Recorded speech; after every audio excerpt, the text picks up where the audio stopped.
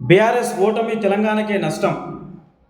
కేటీఆర్ తెలంగాణ ఎన్నికలు ఓడిన తర్వాత బీఆర్ఎస్ కంటే రాష్ట్రానికి ఎక్కువ నష్టం జరిగిందని బీఆర్ఎస్ వర్కింగ్ ప్రెసిడెంట్ కేటీఆర్ అన్నారు. మళ్ళీ కేసీఆర్ను సీఎం చేయాల్సిన అవసరం ఉందని చెప్పారు. కాంగ్రెస్ సర్కారు 100 రోజుల్లో 6 గ్యారెంటీలు అమలు చేస్తామంది.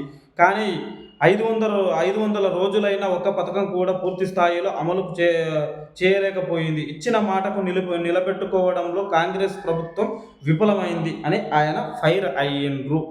వాస్తవానికి కామెంట్స్ కూడా ఏమొచ్చినాయంటే, తెలంగాణ ప్రభుత్వం ఏదైతే బీఆర్ఎస్ పార్టీ ఓడిపోయిందో ఓడిపోయిన ఓటమిని చాలామంది జీర్ణించుకోలేకపోతున్నారు. ఇప్పుడిప్పుడు అందరికీ ఏమర్థమవుతుందంటే, అనవసరంగా కేసీఆర్ని గద్దె దించినాం, రేవంత్ రెడ్డిని ఎక్కించినామనే బాధపడుతున్నారు చాలామంది. సో ఇది ఎంతవరకు పోతుందో చూద్దాం. 100 రోజుల్లో గ్యారంటీలు వాస్తవానికి చాలా గ్యారంటీలు ఇచ్చారు. 100 రోజుల్లో అయితే ఏది అమలు కాలే. ఎందుకంటే ఎంత పూర్తి స్థాయిలో దాన్ని అమలు చేస్తామని చెప్పారో అదే పూర్తి స్థాయిలో 100 రోజులుగా చేయాల్సింది.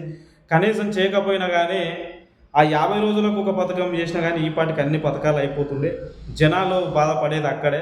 ఇక ఇప్పుడే పతనం అనేది స్టార్ట్ అయ్యే రోజులు వచ్చినాయి. ఇక పతనం అనేది ఇక్కడ నుంచి స్టార్ట్ అయిపోతుంది. ఇక ఎప్పుడైతే జనాలకి ఎవరైతే మోసం చేస్తారో ఖచ్చితంగా ఇప్పుడు కాకపోయినా సాధారణంగా వచ్చే ఎన్నికల్లో ఖచ్చితంగా చూపిస్తారు.